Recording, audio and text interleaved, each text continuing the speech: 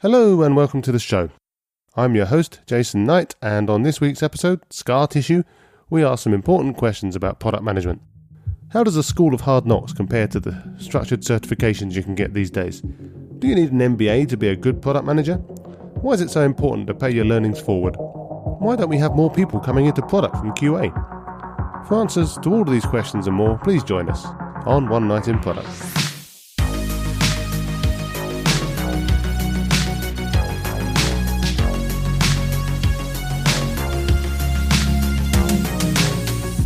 My guest tonight is Maanas Bukkuri, a product leader, educator, lover of building simple solutions to real problems, a closet guitarist, amateur tennis player, and much, much more. Hello, Maanas. How are you doing? Oh, doing fantastic, Jason. How are you today? I am okay. I've had a good day. Thank you very much. So let's speak a little bit about you. So when I was looking at LinkedIn most recently, it said that you were running the product team at Chirp in LA, but I understand that you've actually moved on and are now starting some of your own exciting projects. So could you maybe tell me a little bit about what problems you're currently solving and the stuff that's kind of getting you to work in the morning? Sure. Yeah. So the cool thing now is I've been focused on kind of two passion projects, if you will. One is the one that we call Fable Stories, and that is effectively looking to solve a problem. Not really a problem; it's more of giving users the ability to kind of write your own tap fiction stories. So if you look at tap fiction, you have kind of the episodes of the world. But we're focused more on giving users the ability to create the stories. So from our end, it's kind of like a marketplace if you think about it. You have the writers that can come in and write their fictional stories, and then they have the readers who consume the stories. So our focus more there is around the user-generated content rather than our competitors, which are more focused on the premium content that they create themselves. So that's one kind of passion project.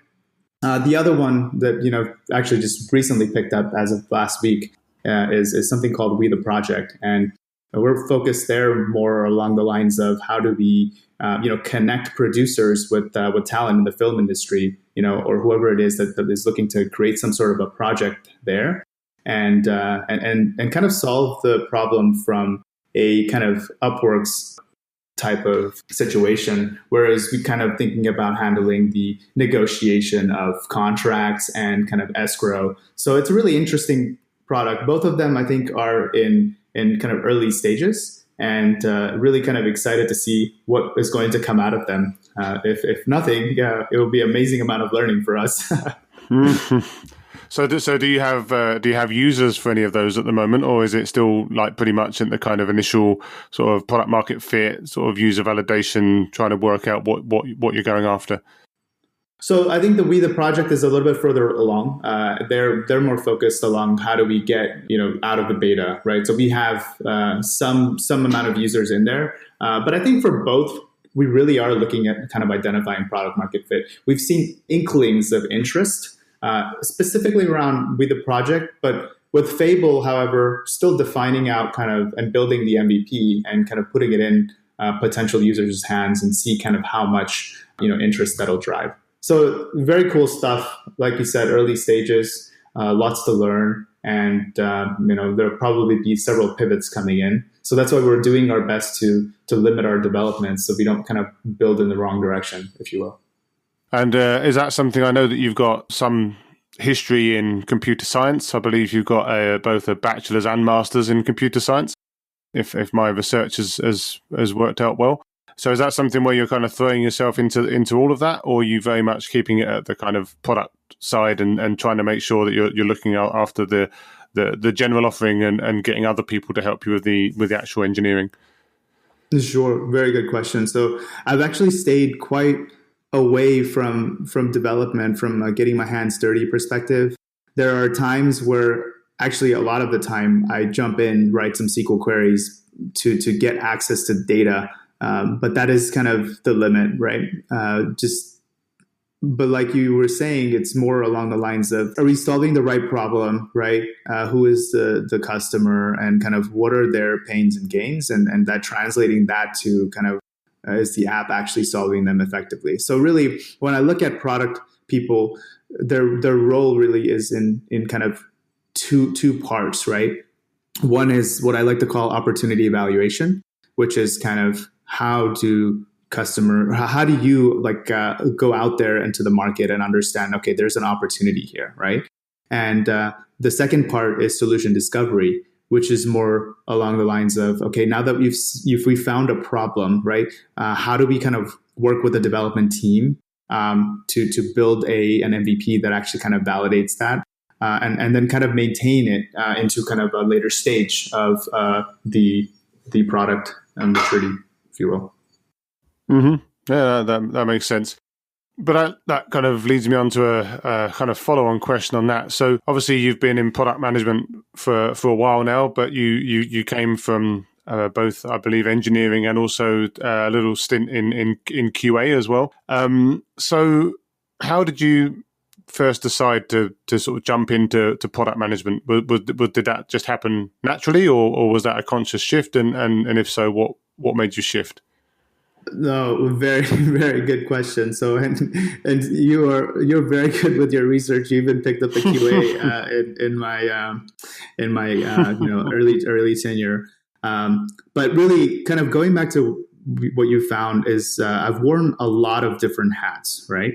And really, what came down to it is it was an accidental kind of stumble into product, but that became conscious for me, right? That it was a little bit of an interesting kind of situation where it was accidental, and then I became conscious about it, and then found out.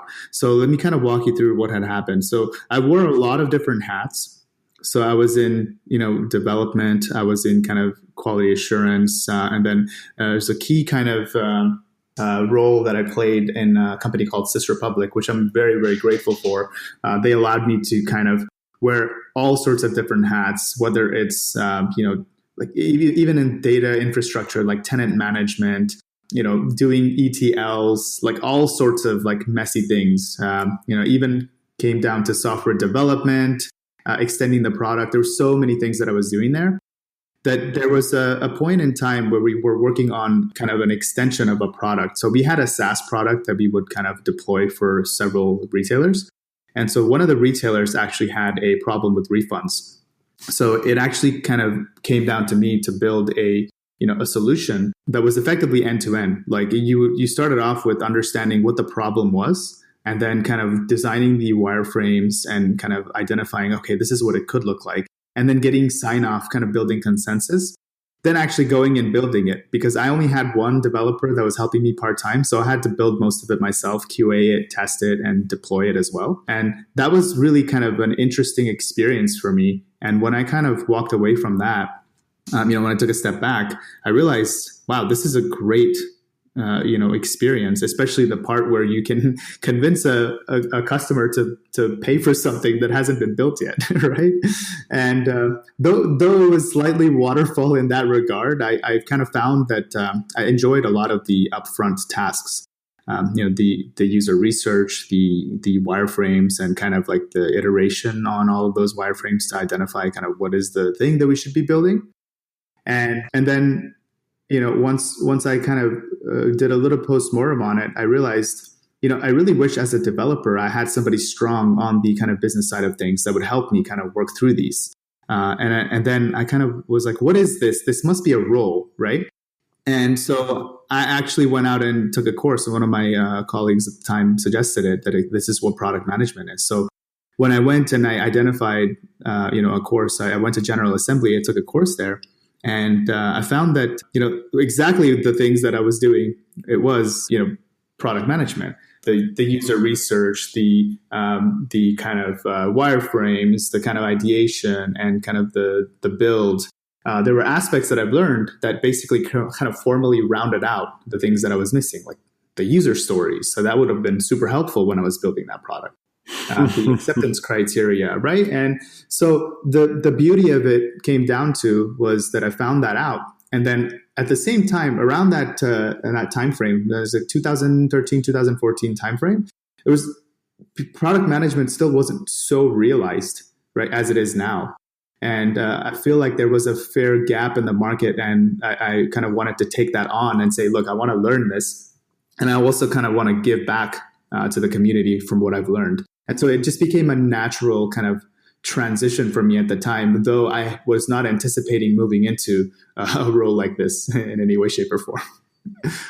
Yeah, I've seen people like CVs and resumes in the past from people coming up kind of from a QA perspective, for example. And I always thought that whilst obviously it's a different role, that QA actually gives you a really interesting insight into kind of how products work and how users might try and see them. And it kind of surprises me, and maybe it's just that I haven't seen them, but that you don't have kind of more people coming in from that angle, because you'd assume that a certain type of QA person would be sitting there saying, well, hey, yeah, this stuff keeps sucking, so let's go and make it not suck. So I'm hoping that we get more from that angle as well, because I think there's this cliche of kind of like the engineer coming through. I mean, that's certainly my background. But then the engineer who wants to kind of care a bit more about the business. And again, that's kind of my background. But I do think that it's really fascinating to see the different avenues that people come in. Just to add to what you were saying, really, that I look at almost development, QA, and UX as three independent parts that kind of have to come together to build an amazing product, right? As the engineering, it can be there, but if you look at it, the best way I always look at it is if you take any story, right? If you take the story and break it down into components, and I'm almost thinking of like the story in the Jira task, right? If I get too technical, let me know. But it's more along the lines of you always have a story that has some sort of like a mock flow or a design attached to it. So that is, the design's, responsibility. Then you have the acceptance criteria, and typically, though a product manager tends to write it, it's really a QA person that has to execute it and say, hey, this is actually if the given ones thens when I'm testing these, it's actually working, it's not working, right? It's effectively that contract between you as a product manager and the UX designer, as well as the QA person, then the developer that actually picks it up and builds it. So that kind of resonated with me when you were talking about how QA is also a very important part, a pivotal part of building a quality product. Yeah, and I think it's important to have all different functions that within a team actually working together on this stuff. I mean, I still remember the story or the parable or whatever you want to call it about like a load of people can sit in a room. They can chat some stuff through. They can agree what they want, and then they come out the back of it, and the product owner writes the best ticket that they all look at and go, "That's fantastic." And then you give it to someone else, and they immediately don't understand at least three things that are in there because everyone sits there. Everyone that was in the room or in the Zoom call these days, they all kind of fill in the gaps. It's like the sand between the rocks, and the person who gets it from them doesn't have the sand. Yeah. So they're sitting there not knowing the thing that everyone else that was in the room knows. So I think getting everyone into the same room and everyone talking about it and talking about it as often as possible from kind of business through to QA, I think is absolutely crucial. Yep, totally agree with you. So you touched a little bit on kind of giving back, and I know that you've been doing some teaching in the past and going forward. So I know you've done some teaching for product school, for example, as well as the General Assembly people. So I wondered if you could talk a little bit about how you got into teaching and how that's been and some of the experiences that you've had there. So once I kind of wrapped up at General Assembly and kind of the next move was actually I was fortunate enough that one of the instructors there offered me a position to move into product management. People don't necessarily get lucky in that regard, but I was, very grateful that happened to me. And so, and being that my instructor actually was, my boss at the time, I kind of looked up to him, and it made me kind of wonder, hey, what can I do to give back to the community? And General Assembly actually kind of invited me back once they've seen that, I've been in product management for about a year or so, that I've been holding my own. They tend to want to use existing kind of alumni that have been successful to help teach. So I came back to it, to teaching, and was a bit nerve-wracking at the beginning, to be honest. Leading another 12 to 15 product managers, I was kind of like, what am I doing? I have no idea. But that's more of our own, like it's the nerves, right? And so once you kind of get past that, you really realize how fulfilling that is to be able to help the others that have been in your position in the past. When I get questions like, how do I move into product management? I don't know anything about product. How do I do this? Right. And, there are several different ways to get into product management. As the old saying goes, where there's a will, there's a way. Right. And so it was really kind of, it was very fulfilling to help others to kind of break into the kind of path that I've forged for myself. And what was really kind of interesting was a lot of them really had, the thought process around, okay, well, how do I get in? And, I've kind of told them this is that if, I've faced a lot of challenges myself over the past 3 or 4 years. If I can reduce that path for you even by half, that is success for me. And so that was really kind of, I think, my main motto when I kind of teach is, can I remove some of the things? Can I instill whatever I had learned? Can I pass on my scar tissue to you, really? And even though that sounds a bit strange. yeah, don't do that. But I know what you mean. Yes. Without getting too physical, let's try staying metaphysical. And so it kind of continued on with product school as well. With General Assembly, they stayed a bit general. And when product school also reached out, I was like thrilled to kind of continue down the path. And it was very interesting because a lot of the students that I had, they had kind of actually they're currently working in either Amazon, some of the bigger companies, and that is also extremely fulfilling when you find that whatever knowledge you had passed had even made a small impact in how they approached product management. And I think that's really it. Is the beauty of it is when we give back what we have learned is really when the most kind of amount of impact, at least personal impact, for me, right, is the amount of fulfillment that I get is probably at its peak. So I always, give back. And that's why when I saw your podcast, I thought that this could be an amazing opportunity to, again, give back, whatever it is that I can.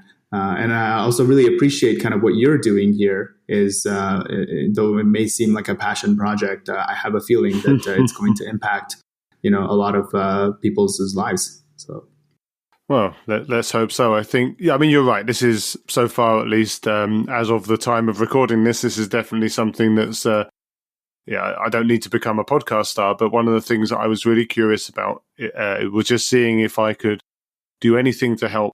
I mean, for example, I, from time to time, go on like the product school Slack channel just to see what's going on. And as you say, there's so many people in there asking about like, how do I get into product? How do I do this sort of thing? How do I answer this sort of question? And, I've tried to do my best on there to like help with, say, looking at CVs and giving feedback or giving them some basic pointers and stuff like that. And I think that the point of doing something like this is to talk to obviously people like yourself and all the other types of people that there are out there that have got all these different experiences and try and talk to them in a very sort of straightforward way.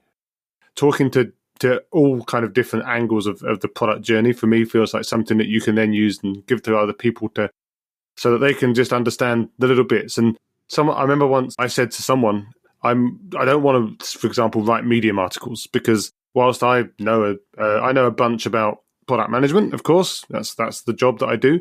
But at the same time, so many other people just already write about stuff that I would probably write about, things about like, how to optimize teams, how to prioritize stuff, how to build cool things and how to work out what people want. These are all really important things, but everyone else is already writing about them. And someone said to me, well, look, it doesn't matter. Just sometimes it's just someone else saying it in a slightly different way that helps. So I guess that's for me, the whole point of this podcast is obviously apart from talking to some interesting people like yourself, also trying to help surface stories in a way that even if it's just 1% different to some other telling of it, that can help someone get along.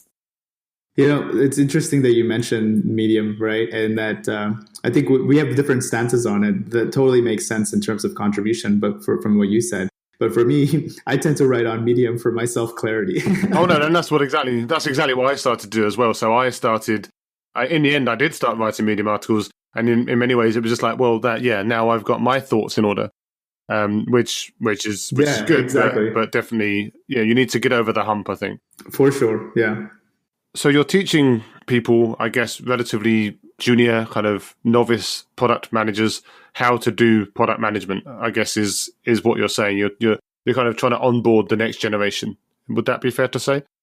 That would be fair to say, at least from my past experiences, that has been kind of the general audience. Sure. And one thing that I have noticed is obviously with people like Product School and other organizations is that there's kind of a big growth in this kind of, sort of product certification, and as well alongside the kind of Scrum certification and the Agile Product Owner certification, all these different certifications you can get these days.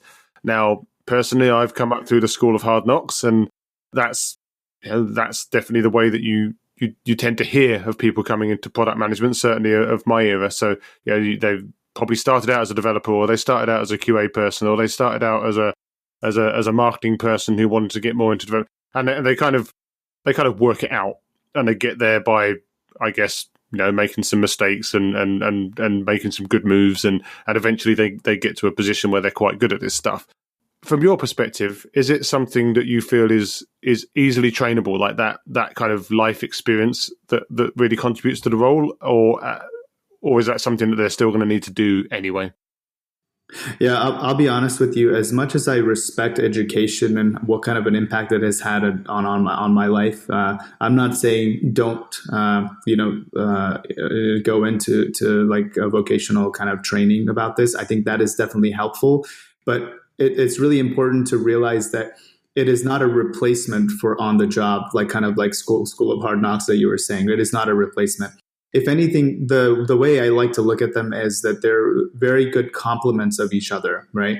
Is that for example, now, while I'm kind of working on these passion projects, I've also kind of gone back to product school, which I'm doing their kind of next level, certification. It's because, I've actually been able to teach the first level, right?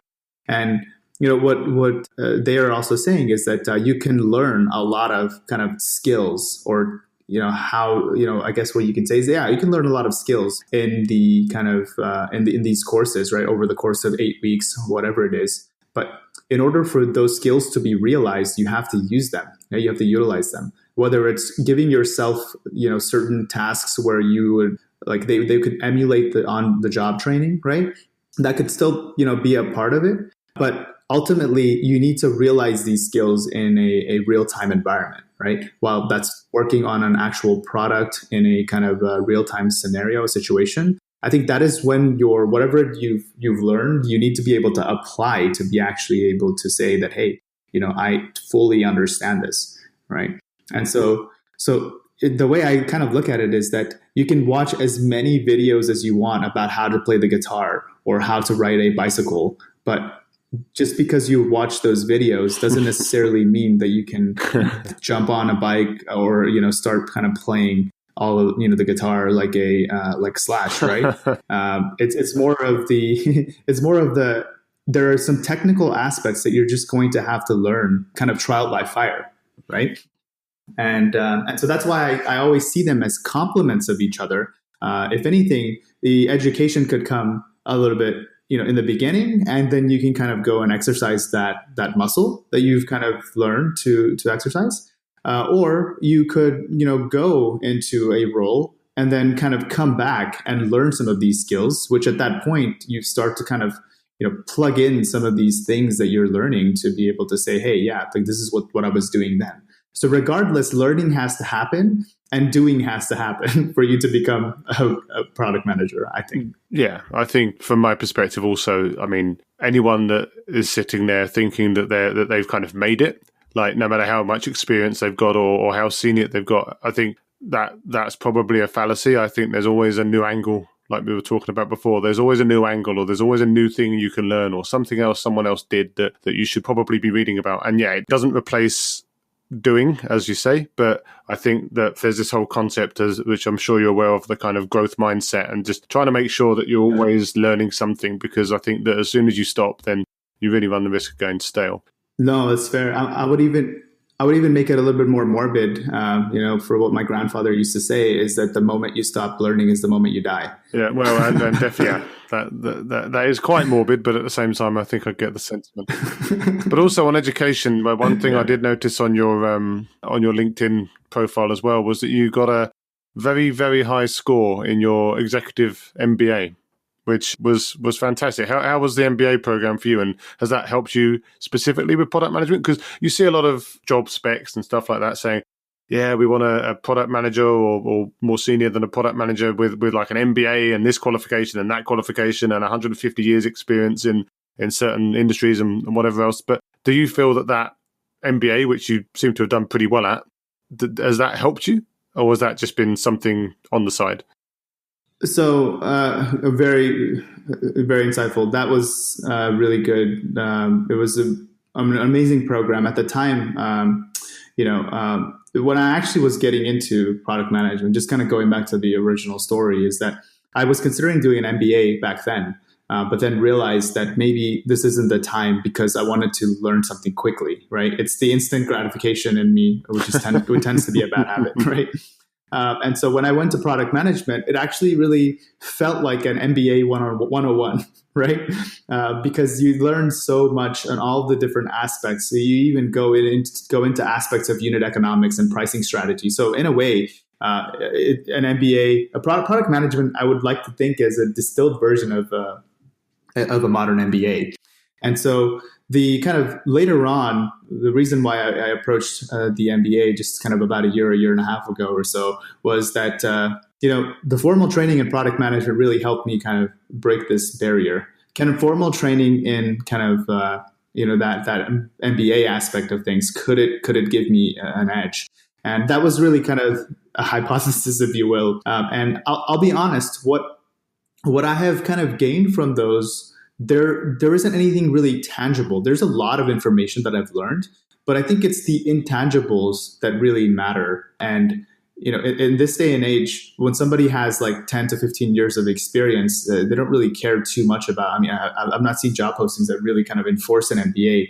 I almost see that roles enforce an MBA almost as a replacement to experience in some cases. Even though that's a little bit of an older construct, I disagree in that experience is still kind of, it trumps any education.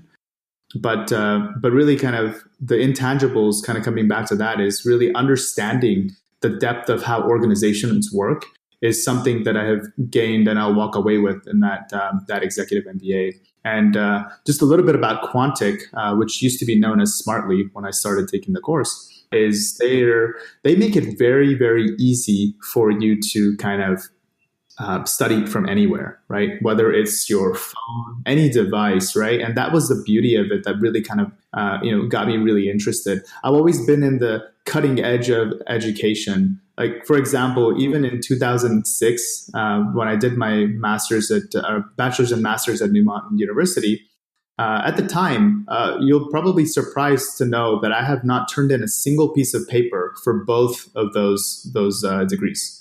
Not a single piece of paper. All online. Everything was online on an LMS, a learning management system, and that was 14 years ago, right? That was a long time ago, where people were still kind of like, yeah, I might have a laptop at home type of thing.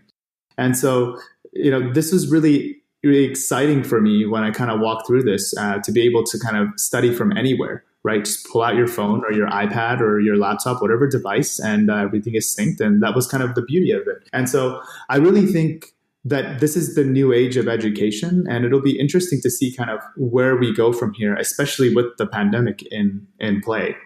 Yeah, so I've got friends who work for kind of e-learning, online learning, distance learning type places. And as far as I understand, they're all booming at the moment, or they certainly were back in March and April when all this stuff kicked off, because all of a sudden people just couldn't go anywhere anymore. So I think, that's kind of helped them. And I guess the influx of users will probably help them to make really smart decisions. Now, I know, for example, that, probably 10 years ago now or something, I was doing some distance learning myself in the UK Open University, which kind of sounds sort of similar, everything being done remote, doing a couple of years of Spanish, which was really exciting. But at the same time, I think you're doing well in 2006 to have a good experience, because in 2010, I mean, it was still, it was kind of shaky. I will say that, this kind of remote learning at the time. So maybe they just had a different product manager or something looking after them. But I'm assuming that it's got a lot better these days.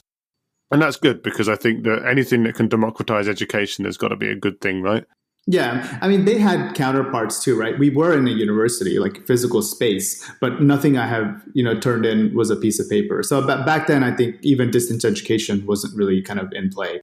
So I just want to be clear, is that I was at a university, we did have classrooms, but I've never turned in a piece of paper. Oh yeah, no, this was all completely remote, which was slightly, you had like one tutorial every quarter or something like that. It was definitely an experience. Especially when you're learning a language as well, because obviously when you're learning a language, a lot of it's about talking and interacting, and that's not necessarily something you get to do too much. Well, these days maybe, because nowadays we're all on Zoom, right? So we can all do it, but back then we weren't. So on Twitter, because I found you on Twitter as well, it wasn't hard, but I did. You describe yourself as a coffee shop philosopher. So I wondered if you have any particular nuggets of wisdom that you could share with the audience here. Nuggets of wisdom. Wow. If you put me on the spot there. Well, look, let's imagine we're drinking coffee. Yes. I've just said something stupid, which is probably quite likely. How would you make yourself feel clever, and what kind of motivational thing could you say?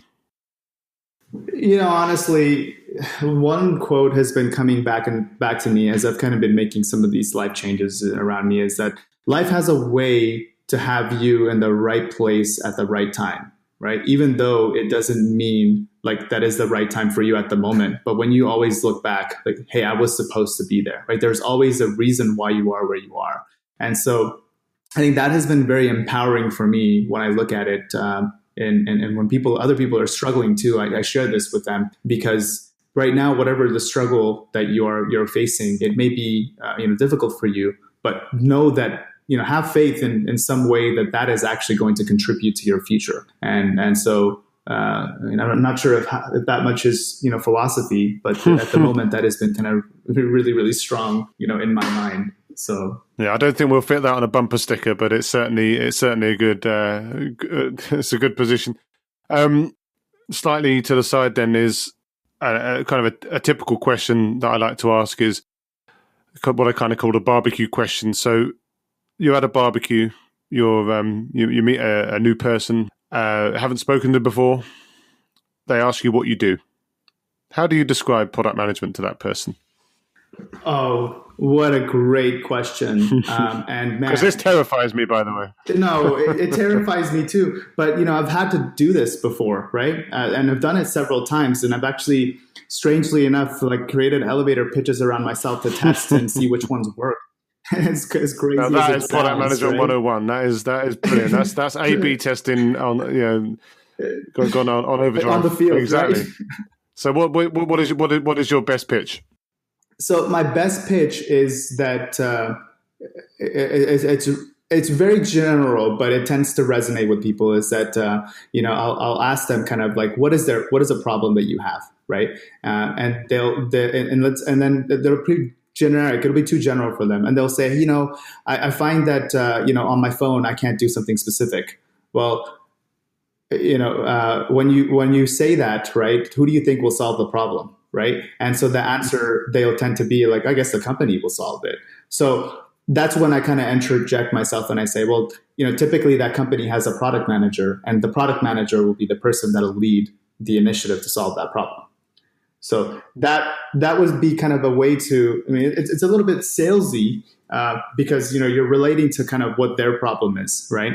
In the past, I've kind of also described myself as I like to solve, complex problems using technology, right? And what I do is I talk to engineers, I talk to designers, and this of course only works when people understand the technology space a little bit, right? When it's somebody that's like a 5-year-old that has that tends to have that. The first option that I was sharing is the one that tends to be more resonant to them, is that what problem do you have? Who actually solves that problem, right? It's the question that tends to explain it a lot better than the technical aspect. Now, I've tried explaining it to my 5-year-old, and it's not gone well, and he just looked at me funny. So I think maybe I might need to exchange some notes afterwards. But yeah, it's definitely a terrifying question, and the sort of thing where you almost want to just like jump into a bush or something as soon as they say it.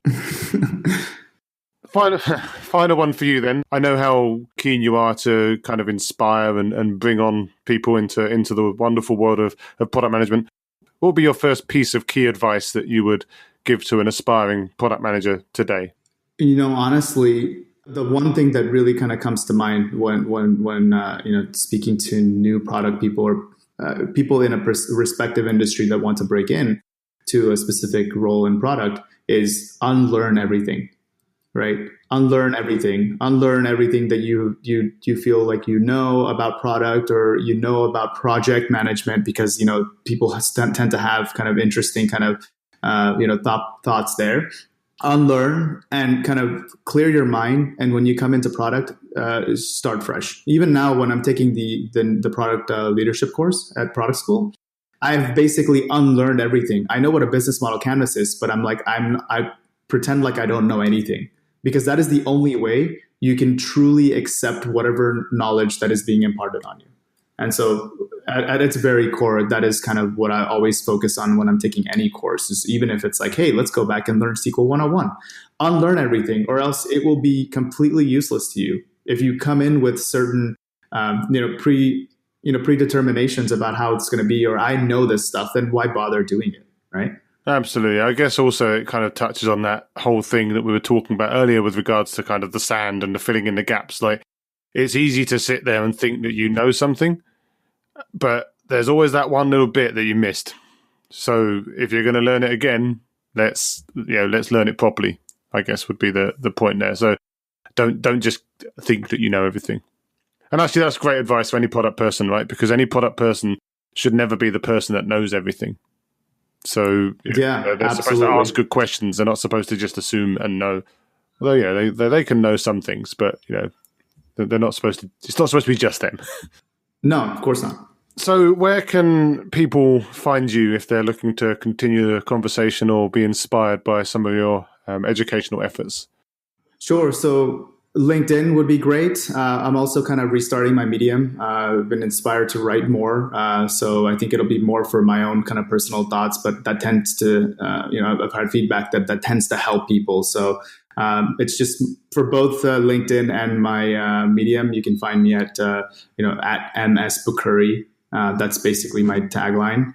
And really, I'm still kind of thinking about maybe walking towards YouTube, but that's a little bit ways to see what I want to do. But first, I want to kind of write more. That's been my goal for this year, is to write more, to get clear on my mission and vision.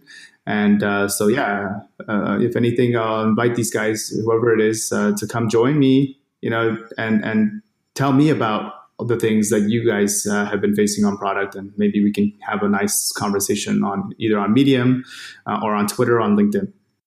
Sounds like a fair offer, and certainly one that I advise people to take up. From my perspective, I'm definitely not going on YouTube because my face is definitely not made for it. But So thanks very much for your time, and let's keep in touch. Yeah, sounds good. Thank you so much for having me, Jason. And I really wish your podcast the best of luck. And I know it's going to help a lot of people. Thank you very much. And I'm sure you will too. Cheers. As ever, thanks for listening. If you've enjoyed the show today, I'd love it if you left a review, shared it with your friends, subscribed, or followed the show on Facebook, Instagram, or LinkedIn. I've also got a mailing list which will send exactly one message a week with a summary of the latest show and any other quality product content that's piqued my attention over the last week. If that sounds good, sign up at onenightinproduct.com, and that's night with a K. Thank you very much.